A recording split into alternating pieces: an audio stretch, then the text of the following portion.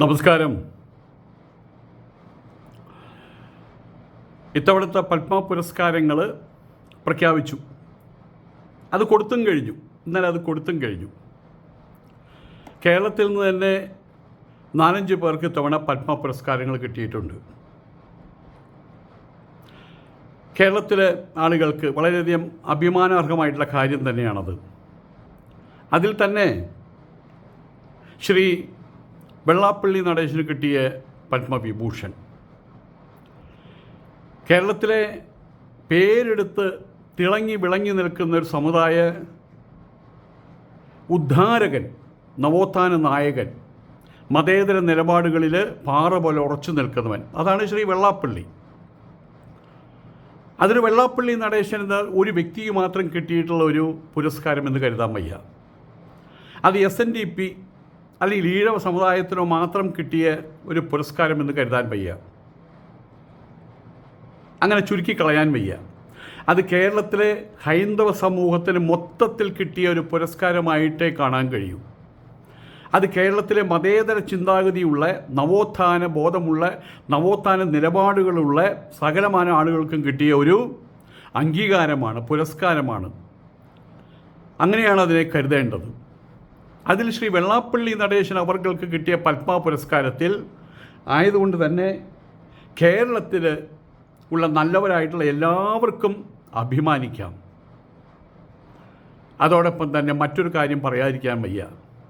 രാജ്യം ഒന്നടങ്കം നാണം കെട്ട് മാനം കെട്ട് ലജ്ജിച്ച് തല താഴ്ത്തുകയാണ്.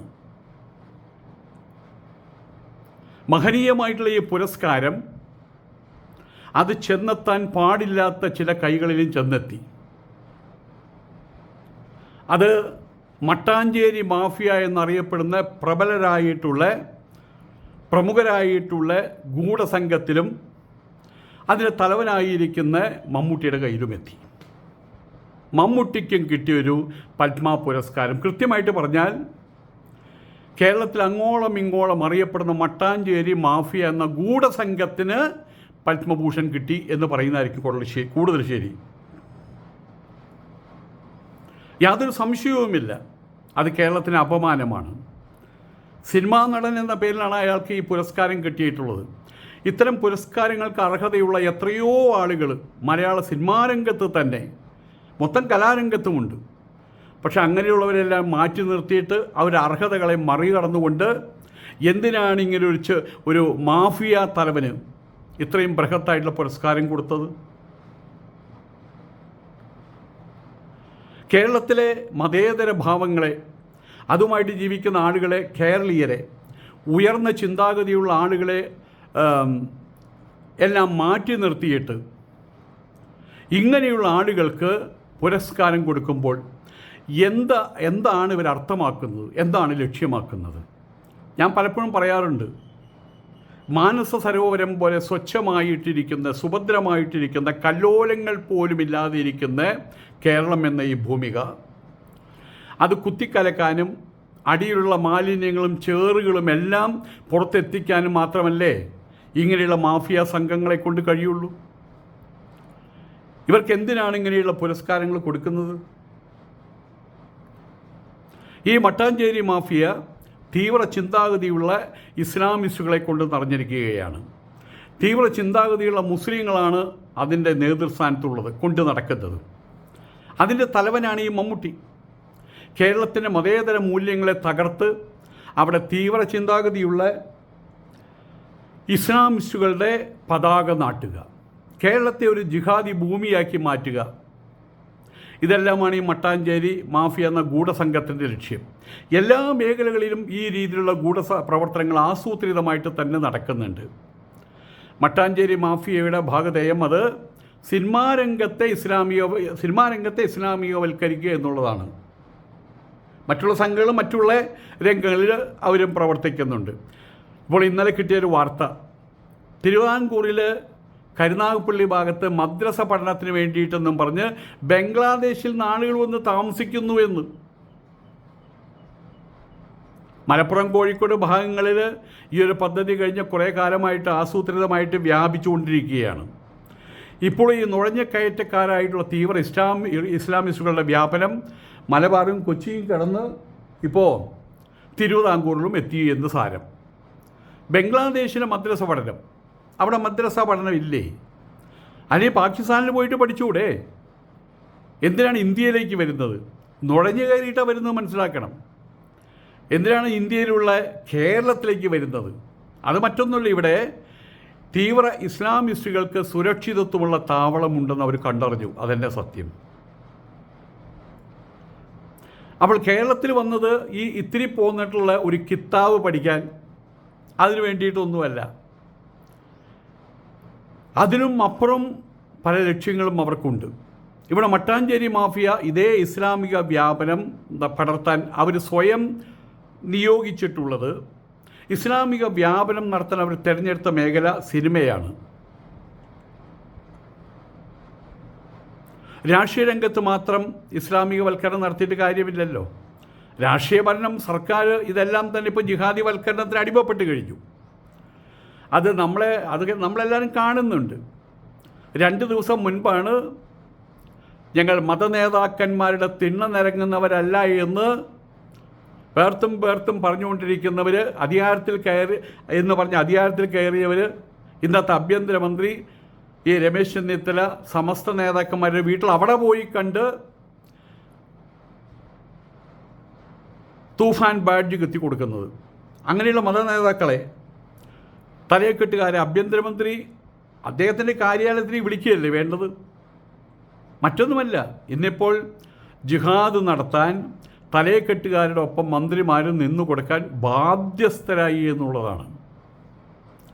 രാഷ്ട്രീയ രംഗത്ത് മാത്രമല്ല, സാഹിത്യരംഗത്തും സംഗീത രംഗത്തും എല്ലാ രംഗങ്ങളിലും ഇപ്പോൾ ജിഹാദി വൽക്കരണം വിപുലമായിട്ട് തോതിൽ നടന്നു വരികയാണ്.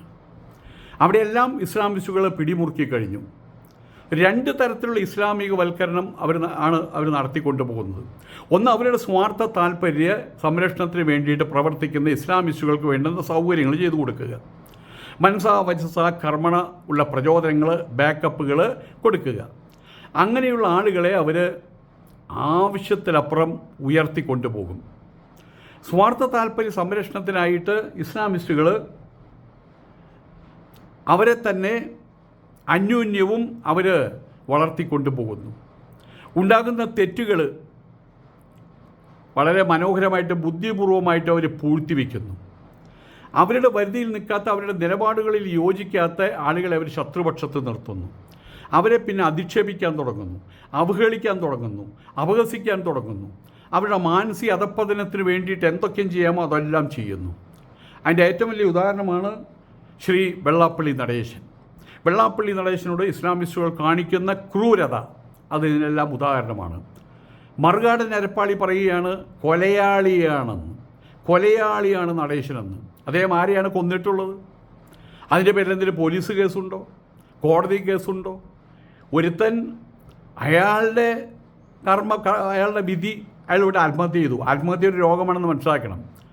അതിൻ്റെ പേരിൽ ഇദ്ദേഹത്തെ കൊലയാളിയാക്കി ചിത്രീകരിക്കുകയാണ്. ഇന്നത്തെ സാഹചര്യത്തിൽ ക്രൈസ്തവ സമൂഹത്തിൻ്റെ പിന്തുണയോട് കൂടിയിട്ട് ഈ മറുകാട് നരപ്പാളി ആരെയും അധിക്ഷേപിക്കും. സാക്ഷാൽ യൂസഫ് അലി സാഹിബ് വരെ അവിടെ കുനിഞ്ഞിട്ടുണ്ട്. അദ്ദേഹത്തിനെതിരെ പറയാവുന്ന വൃത്തികേടുകൾ മുഴുവൻ പറഞ്ഞു. കേസ് കൊടുത്തു എന്ന് പറഞ്ഞു. ഇപ്പോൾ എവിടെ കേസ്? അതെല്ലാം പോയി, ചൂറ്റിപ്പോയി എന്നർത്ഥം. ആ ഒരു ധൈര്യമുണ്ട്. യൂസഫ് അലിയെ വരച്ച വരയിൽ നിർത്തിയ ധൈര്യം. ഇനിയിപ്പോൾ അയാൾക്ക് വരച്ച വരയിൽ നിർത്താൻ കഴിയാത്തത്? MLA-മാരൊക്കെ അവിടെ പോയിട്ട് കാണുക ചെയ്യുന്നത്. ഏതായാലും ഇങ്ങനെ ആരെയും അധിക്ഷേപിക്കാനുള്ള സ്പെഷ്യൽ ലൈസൻസ് കിട്ടിയ പോലെയാണ് അവൻ്റെ നിൽപ്പ്.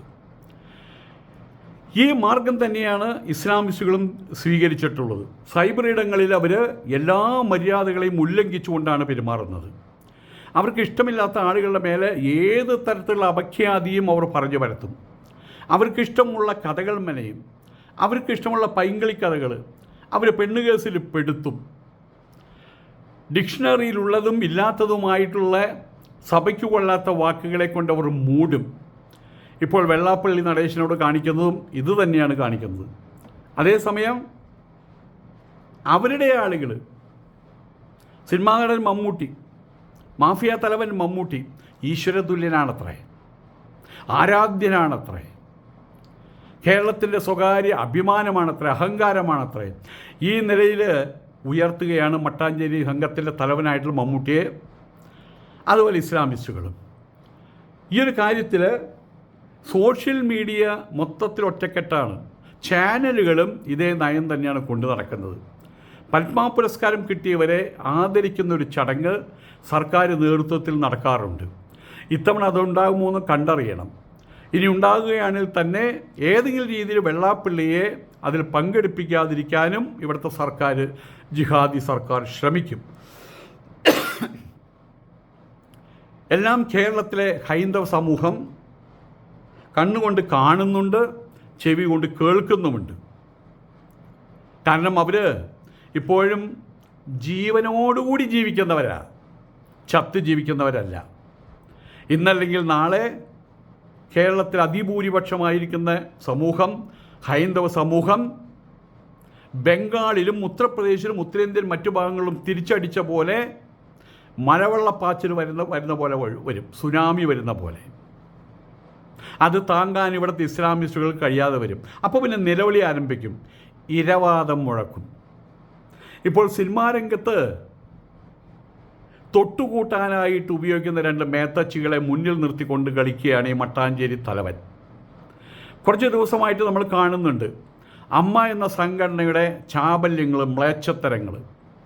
അമ്മ എന്ന പേര് പോലും, അതിലെ മാതാവ് എന്നുള്ള പേരുകൾ അതിനൊരു ഒരു ഹൈന്ദവ ഛായ ഉള്ളതാണ്.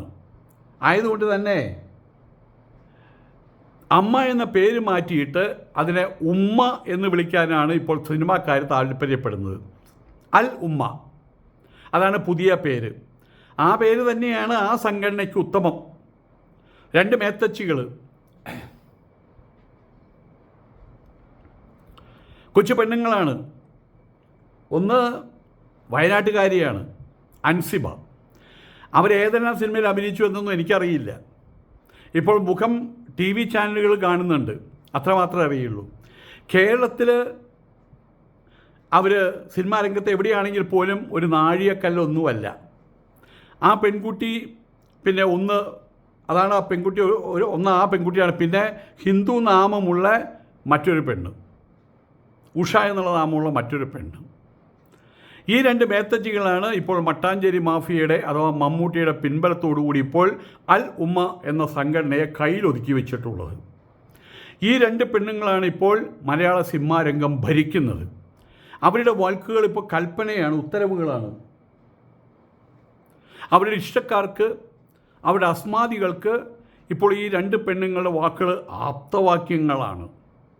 ഇവിടെ ഷീലയുണ്ടായിരുന്നു, ജയഭാരതി ഉണ്ടായിരുന്നു, ശാരദയുണ്ടായിരുന്നു, വിജയശ്രീ ഉണ്ടായിരുന്നു, അതുപോലെ സുകുമാരി അമ്മയുണ്ടായിരുന്നു, കവിയൂർ പൊന്നമ്മ ഉണ്ടായിരുന്നു, KPS ലളിത ഉണ്ടായിരുന്നു. ഇവരാരും ഈ രീതിയിലുള്ള അഹങ്കാരത്തിമിർപ്പ് കാണിച്ചവരല്ല.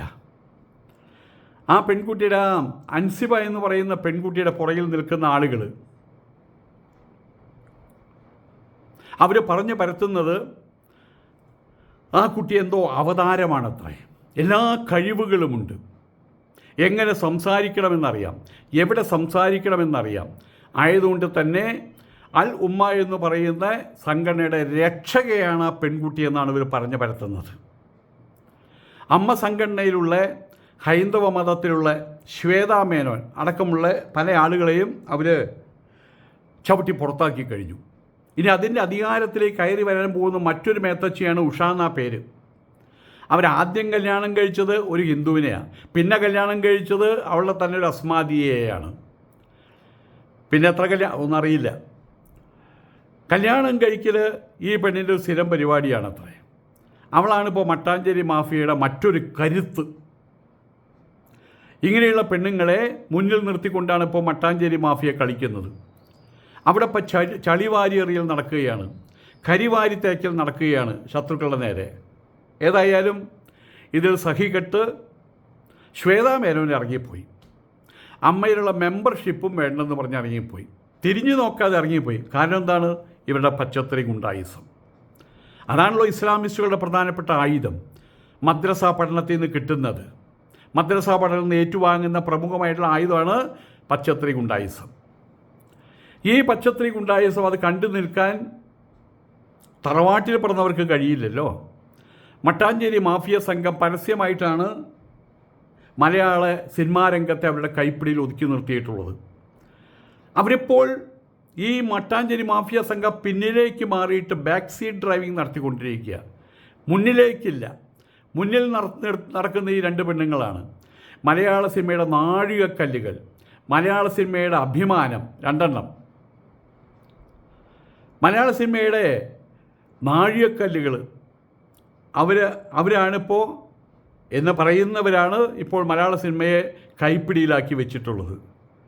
ഈ പെണ്ണുങ്ങളും അതിൻ്റെ പുറകിലുള്ള മട്ടാഞ്ചേരി മാഫിയയും അതിൻ്റെ തലവനായിരിക്കുന്ന മമ്മൂട്ടിയും ചേർന്ന് ഇപ്പോൾ ഈ സംഘടനയെ വെടക്കാക്കി മാറ്റിക്കൊണ്ടിരിക്കുകയാണ്. എന്തിനു വേണ്ടിയിട്ടാണ്? വെടക്കാക്കി തനിക്കാക്കുക. അതാണ് ഇസ്ലാമിസ്റ്റുകളുടെ തന്ത്രം ഇപ്പോൾ അവിടെ. അമ്മ എന്ന സംഘടനയിൽ മതവും ജാതിയും ഇല്ല എന്ന് പറഞ്ഞവരാണിപ്പോൾ കിതാബിൻ്റെ പേരിൽ, ഖുറാൻ്റെ പേരിൽ കലാപം സൃഷ്ടിക്കുന്നത്. ഈ മതത്തിൻ്റെ പേരിൽ തന്നെയാണ് ഇപ്പോൾ ലക്ഷ്മി പ്രിയയെ പീഡിപ്പിക്കുന്നത്. ശ്വേതാമേനോനെ പോലെയുള്ളവരെ ചവിട്ടി പുറത്താക്കിയത് മതത്തിൻ്റെ പേരിലാണ്. മതത്തിൻ്റെ പേരിലാണ് ഇപ്പോൾ ഇവിടെയുള്ള ഈ രണ്ട് പെണ്ണുങ്ങളും അതിൻ്റെ പുറകിലുള്ളവരും ഹിന്ദുക്കളെയും മറ്റു മതവിഭാഗങ്ങളിൽപ്പെട്ടവരെയും ക്രൂശിക്കുന്നത്. ജനിച്ച മതത്തെ തള്ളിപ്പറഞ്ഞവളല്ലേ? വാപ്പയെയും ഉമ്മയെയും തള്ളിപ്പറഞ്ഞവളല്ലേ? ജനിച്ച മതം വിട്ട്, ഇസ്ലാം വിട്ട് നിങ്ങൾ ഹിന്ദുവായിൽ. ഇതൊക്കെയാണ് ഇപ്പോൾ ആരോപണങ്ങൾ. അത് ഇസ്ലാമിക തീവ്രവാദമല്ലാതെ മറ്റെന്താണ്? സിനിമാ രംഗത്തും ജിഹാദിസം നടപ്പാക്കുകയാണ്. മലയാള സിനിമാ രംഗത്തെ ജിഹാദ് വിപ്ലവത്തിൽ മുക്കി താഴ്ത്തുകയാണിപ്പോൾ. സുരേഷ് ബാബു എന്ന സംവിധായകനെ വിവാഹം കഴിക്കാൻ പോകുമ്പോൾ ഇതിലുള്ള ഉഷ എന്ന് പറയുന്ന മുസ്ലിം പെണ്ണിനെ മമ്മൂട്ടി നിശ്ചിതമായിട്ട് എതിർത്തു അത്രേ, വിലക്കിയത്രേ. ഇത് പറഞ്ഞത് ഉഷ തന്നെയാണ്. കാരണം എന്താണ്? തങ്ങളുടെ കൂട്ടത്തിൽപ്പെട്ട് ഒരു പെൺകുട്ടി ഹിന്ദു മതത്തിൽപ്പെട്ട ഒരുവിനെ വിവാഹം കഴിച്ച് ആ മുസ്ലിം പെൺകുട്ടി അങ്ങനെ ഹിന്ദുവായിട്ട് മാറിയാലോ എന്ന വേവലാതിയുടെ പേരിലാണ് മമ്മൂട്ടി ഇപ്രകാരം വിലക്ക് കൽപ്പിച്ചത്. പിന്നീട് ഒരിക്കൽ പോലും ഈ ഉഷ എന്ന പെൺകുട്ടിയോട് മമ്മൂട്ടി സംസാരിച്ചിട്ടില്ലത്രേ. മമ്മൂട്ടിയുടെ ഉള്ളിലുള്ള മതത്തിൻ്റെ വിഷം എത്രയാണെന്ന് മനസ്സിലാക്കിയതിൽ അപ്പുറം ഒരു ഉദാഹരണം വേണ്ടല്ലോ. ഈഴവ സമുദായത്തിൽപ്പെട്ട ആളുകളെ ഈ മമ്മൂട്ടിക്ക് തീരെ ഇഷ്ടമില്ല. അവരെ മൊത്തത്തിൽ വിളിക്കുന്ന പ്രഭാകരന്മാരെന്ന എന്താ അങ്ങനെ വിളിക്കാനുള്ള കാരണം എന്നറിയില്ല. ഏതെങ്കിലും സിനിമയുടെ ഷൂട്ടിംഗ് വരുമ്പോൾ മമ്മൂട്ടിയുടെ സുഹൃത്തായിട്ടൊരാൾ അഭിനയിക്കുന്നു. ചോദിക്കും, പ്രഭാകരന്മാരൊന്നും അല്ലല്ലോ എന്ന് ചോദിക്കുന്നൊരവസ്ഥ. ആ കൂട്ടത്തിൽ തന്നെ നമുക്കെല്ലാവർക്കും അറിയാം, തിലകൻ എന്ന് പറയുന്ന ആൾ, അദ്ദേഹം ഈഴവ സമുദായത്തിൽപ്പെട്ടതാണ്. അദ്ദേഹത്തെ ചവിട്ടി കൂട്ടിയ കാര്യങ്ങളൊക്കെ സുവിദിതമാണ്, എല്ലാവർക്കും അറിയാവുന്ന കാര്യമാണല്ലോ. ഇതിൽ നമുക്ക് മനസ്സിലാക്കാൻ കഴിയുന്നത് ഇപ്പോഴും മട്ടാഞ്ചേരി മാഫിയ എന്ന ഗൂഢസംഘം മമ്മൂട്ടിയുടെ നേതൃത്വത്തിൽ നിന്ന് തുള്ളുകയാണ് മലയാള സിനിമാ രംഗത്ത് എന്ന്. സിനിമാ രംഗം പെട്ടെന്ന് പ്രശസ്തി ഉണ്ടാക്കാനും പണമുണ്ടാക്കാനും കഴിയുന്നൊരു മേഖലയാണ്, അതും എല്ലാവർക്കും അറിയാം. ആ ഒരു മേഖല ഇപ്പോൾ കേരളത്തിലെ ഹിന്ദുക്കൾക്ക് അന്യമായി കൊണ്ടിരിക്കുകയാണ്. അപ്പോൾ നമുക്കറിയാം, ബോളിവുഡ്, ബോംബെ സിനിമാ രംഗത്തിൻ്റെ കഥകൾ. അവിടെ ആ രംഗത്ത് കടന്നു ചെല്ലാൻ നിങ്ങൾക്ക് സാമ്പത്തികമായിട്ടും സാമൂഹികമായിട്ടും വലിപ്പങ്ങളുണ്ടായിട്ട് കാര്യമില്ല. അവിടെയും ഇപ്പോൾ ഇസ്ലാമിസ്റ്റുകൾ നിറഞ്ഞാടുകയാണ്. 2-3 ഖാൻമാരാണ് അവിടുത്തെ മേധാവികൾ. ഷാരൂഖ് ഖാൻ, അമീർ ഖാൻ, അങ്ങനെ 2-3 ഖാൻമാർ. അവരെ മറികടന്ന് പോകാൻ സാധാരണക്കാർക്ക് കഴിയില്ല. ഇനി അവരെ മറികടന്നാലും അതുക്ക് മേലെ മറ്റൊരു അതിതീവ്ര ഇസ്ലാമിസ്റ്റ് ഉണ്ട്. ആൾ പാകിസ്ഥാനിലാണ്. അയാളാണ് ദാവൂദ് ഇബ്രാഹിം. പാകിസ്ഥാനിലാണ് ജീവിതം, ഒളിവ് ജീവിതമാണ് പാകിസ്ഥാനിൽ. ഈ ദാവൂദ് ഇബ്രാഹിമിൻ്റെ ഡി കമ്പനിയാണ് ഇപ്പോൾ ഹിന്ദി സിനിമാ രംഗം ഭരിക്കുന്നത്. എവിടെ ഏത് സിനിമ പിടിക്കണം, ഏത് നടന്മാരെ അഭിനയിക്കണം, ഏത് കഥ സെലക്ട് ചെയ്യണം, ഇതെല്ലാം നിശ്ചയിക്കുന്നത് കടുത്ത ഇസ്ലാമിസ്റ്റ് ആയിട്ടുള്ള ഡി കമ്പനിയും കൂട്ടരുമാണ്. ഹിന്ദി സിനിമയുടെ എല്ലാ കാര്യങ്ങളും നിയന്ത്രിക്കുന്നത് ഇപ്പോൾ ഡി കമ്പനിയാണ്. പാകിസ്ഥാനിൽ നിന്നാണ് നിയന്ത്രണം വരുന്നത്. അതേ അവസ്ഥയാണ് ഇപ്പോൾ കേരളത്തിലും കടന്നു വന്നിട്ടുള്ളത്. മലയാള സിനിമാ രംഗം ഹിന്ദുക്കൾക്ക് അന്യമായി കൊണ്ടിരിക്കുകയാണ്. അവിടെ ഇസ്ലാമിസ്റ്റുകൾ വട്ടമിട്ട് പിടിച്ചിരിക്കുകയാണ്. ഹിന്ദുക്കൾക്ക് പ്രവേശനമില്ല. സിനിമാ രംഗത്ത് മാത്രമല്ല, രാഷ്ട്രീയ രംഗത്ത്, സാമൂഹിക രംഗത്ത്, സാമ്പത്തിക രംഗത്ത്, എല്ലാ രംഗങ്ങളിലും ഈ വട്ടമിട്ടുള്ള പിടുത്തം കാണാം. ഈ ജിഹാദ് നടപ്പാക്കുന്നത് നമുക്ക് കാണാൻ കഴിയും. അതിൻ്റെ ഭാഗമായിട്ട് ഇപ്പോൾ കേരളത്തിൽ കണ്ടുവരുന്നൊരു കാര്യം, കാട്ടുമൃഗങ്ങളെപ്പോലെ വെറുമൊരു കേഴമൻ അല്ലെങ്കിൽ കൃഷ്ണമൃഗം, അതിനെ പച്ചയോടുകൂടി തിന്നുന്ന കാട്ടുപട്ടികളുണ്ട്, ഹൈനകളൊക്കെയുണ്ട്. ഇവിടെ ഇപ്പോൾ വെള്ളാപ്പള്ളി നടേശനെ വളഞ്ഞിട്ട് ആക്രമിക്കുകയാണ് ഇസ്ലാമിസ്റ്റുകൾ. അദ്ദേഹത്തിന് പത്മപുരസ്കാരം കിട്ടിയത് മുതൽ, പത്മഭൂഷൺ കിട്ടിയത് മുതൽ എങ്ങനെയൊക്കെ അധിക്ഷേപിക്കാം, എങ്ങനെയൊക്കെ അവഹേളിക്കാം, എങ്ങനെയൊക്കെ അദ്ദേഹത്തിന് മേലെ ചെളിവാരി തേക്കാം, എങ്ങനെയൊക്കെ അദ്ദേഹത്തിന് മേലെ കരിവാരി തേക്കാം, അത് ശ്രമിച്ചുകൊണ്ടിരിക്കുന്ന അവിടുത്തെ ഇസ്ലാമിസ്റ്റുകൾ. അദ്ദേഹത്തെ വിളിക്കുന്നത് കള്ളുകച്ചവടക്കാരനെന്നാണ്. എന്തിനേറെ കൊലയാളി എന്നിവരെ പിടിക്കാൻ കൂട്ടം മടിക്കുന്നില്ല. ഇനി അങ്ങനെ തന്നെയാണ് കള്ള് കച്ചവടലേ നടത്തുന്നുള്ളൂ. ലൈസൻസോടുകൂടി കള്ളക്കടത്ത് നടത്തുന്നില്ലല്ലോ. മലദ്വാരത്തിൽ സ്വർണം ഒളിപ്പിച്ച് കടത്തുന്നില്ലല്ലോ. മലദ്വാർ കോഡ് കൊണ്ടുവരുന്നത് വെള്ളപ്പള്ളിയുടെ ആളല്ലല്ലോ. കള്ളക്കടത്ത് നടത്താൻ വേണ്ടി ഒരു എയർപോർട്ട് കോഴിക്കോട്, അത് പറയാതിരിക്കുക നല്ല അത്തരം കാര്യങ്ങൾ. ഹൈന്ദവ സമൂഹം അദ്ദേഹത്തെ ആക്രമിക്കുന്നത് ഒരു വെള്ളാപ്പള്ളി നടേശനെ മാത്രമായിട്ട് കാണരുത്. ഹൈന്ദവ സമൂഹത്തെ മൊത്തം അവഹേളിക്കുകയാണ് ചെയ്യുന്നത്. വെള്ളാപ്പള്ളി നടേശൻ വെറുമൊരു വ്യക്തി മാത്രമല്ലെന്ന് മനസ്സിലാക്കുക. കേരളത്തിലെ ഹൈന്ദവ സമൂഹത്തിന്, നായാടി മുതൽ നമ്പൂതിരി വരെയുള്ള ഹൈന്ദവ സമൂഹത്തിന് പ്രതികരിക്കാനുള്ള ശേഷി ഉണ്ടാക്കി കൊടുത്തത് അദ്ദേഹമാണ്. ഒറ്റക്കെട്ടായിട്ട് മുന്നേറാനുള്ള ശേഷി ഉണ്ടാക്കി കൊടുത്തതും അദ്ദേഹമാണ്. വെറും മതേതരം ചവച്ചിറക്കി, വെറുതെ മതേതരം ചവച്ചിറക്കിക്കൊണ്ടിരുന്ന ഹിന്ദുക്കൾക്ക് നെഞ്ചിൽ തൊട്ട് ഞാനൊരു ഹിന്ദുവാണെന്ന് പറയാനുള്ള ഊറ്റമുണ്ടാക്കി കൊടുത്ത ആളാണ് ശ്രീ വെള്ളാപ്പള്ളി നടേശൻ. ഇവിടെ ഇന്നലെ മുതൽ TV ചാനലുകൾ കാണിക്കുന്ന കോപ്രായങ്ങൾ കണ്ട ഒരാൾ ചോദിച്ചു, വെള്ളാപ്പള്ളിക്ക് പത്മഭൂഷൺ കിട്ടിയല്ലേ? അതെ. എത്ര പ്രാവശ്യം കിട്ടി? ഒരു പ്രാവശ്യം കിട്ടി. മമ്മൂട്ടിക്ക് എത്ര പ്രാവശ്യം കിട്ടി? അതൊരു പ്രാവശ്യമല്ലേ, 100 കണക്കിന് പ്രാവശ്യം. ഇന്നലെ TV കണ്ടത് അതാണ്. മമ്മൂട്ടി വരുന്നു, പുരസ്കാരം ഏറ്റുവാങ്ങുന്നു, തിരിച്ചു പോകുന്നു, വീണ്ടും മമ്മൂട്ടി വരുന്നു, പുരസ്കാരം ഏറ്റുവാങ്ങുന്നു, തിരിച്ചു പോകുന്നു, വീണ്ടും മമ്മൂട്ടി വരുന്നു, പുരസ്കാരം ഏറ്റുവാങ്ങുന്നു, തിരിച്ചു പോകുന്നു. 100 കണക്കിന് പ്രാവശ്യമാണ് കാണിച്ചത്. ഇത് പിച്ചത്തരമല്ലേ? ഇത് ചെറ്റത്തരമല്ലേ ഈ ചാനലുകൾ കാണിച്ചത്? ഈ മമ്മൂട്ടി ആരാണ്? അയാൾ ഒരു സിനിമാ നടൻ, സിനിമയിൽ അഭിനയിച്ച് കുറേ പൈസയുണ്ടാക്കി, അയാളുടെ കുടുംബം സുഖമായിട്ട് കഴിയുന്നു, അയാളുടെ മക്കളെ അയാൾ സിനിമാ രംഗത്തേക്ക് കടത്തിവിട്ടു. അതിലപ്പുറം എന്താണ് ഇയാളുടെ പ്രത്യേകത?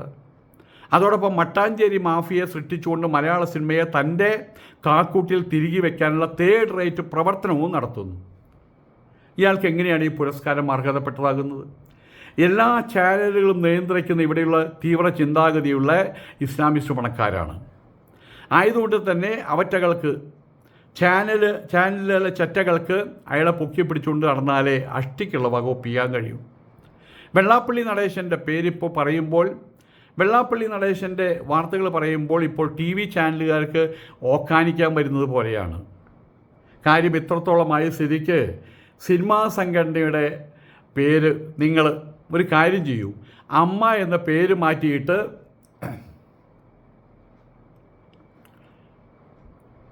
അതിൻ്റെ പേര് ഉമ്മ എന്നാക്കി മാറ്റൂ, അൽ ഉമ്മ എന്നാക്കി മാറ്റൂ. അമ്മ എന്ന പേരിലൊരു മലയാളിത്തമുണ്ട്, അതിലൊരു ഹൈന്ദവികതയുണ്ട്. അത് ജിഹാദുമായിട്ട് ഒത്തുപോവില്ലല്ലോ.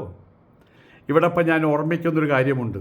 തിരുവനന്തപുരത്തെ ചേങ്കോട്ടുകുളം മഠാധിപതി സംപൂജ്യ സരസ്വതി സ്വാമികൾ, സത്യാനന്ദ സരസ്വതി സ്വാമികൾ പറഞ്ഞ കാര്യം, കേരളം കുതിച്ചു പായുന്നത് ജിഹാദിൻ്റെ വഴിയിലേക്കാണ്. ക്യാൻസർ പടരുന്നത് പോലെ അവധാനതയോടുകൂടി, എന്നാൽ നല്ല ആസൂത്രണത്തോടുകൂടി അത് മുന്നേറുകയാണ്. അവർ പതുക്കെ പതുക്കെ കേരളത്തെ വരിഞ്ഞു മുറുക്കിക്കൊണ്ടിരിക്കുകയാണ്. ഒട്ടും താമസിയാതെ ഈ മലയാള ദേശം ഒരു ജിഹാദി ദേശമായിട്ട് മാറും. അദ്ദേഹം നിറഞ്ഞ കോപത്തോടുകൂടി തൻ്റെ മുമ്പിലിരിക്കുന്ന ഹിന്ദു ആളുകളോട്, ജനക്കൂട്ടത്തോട് ചോദിച്ചൊരു ചോദ്യമുണ്ട്. എടാ ജന്തുക്കളെ, ഈ കേരളദേശം ഒരു ജിഹാദി ദേശമായി കഴിഞ്ഞാൽ നീയൊക്കെയും എവിടേക്ക് പോകുമെടാ എന്ന്. ഈ ചോദ്യം അതിശക്തമായിട്ട് ഇപ്പോൾ കേരളത്തിൽ ഒരിക്കൽ കൂടി മുഴങ്ങേണ്ടുന്ന സമയമാണ്. എടാ ജന്തുക്കളെ, ഈ കേരളം ഒരു ജിഹാദി സ്ഥാനമായിട്ട് മാറിക്കഴിഞ്ഞാൽ നീയൊക്കെ എവിടേക്ക് പോകും?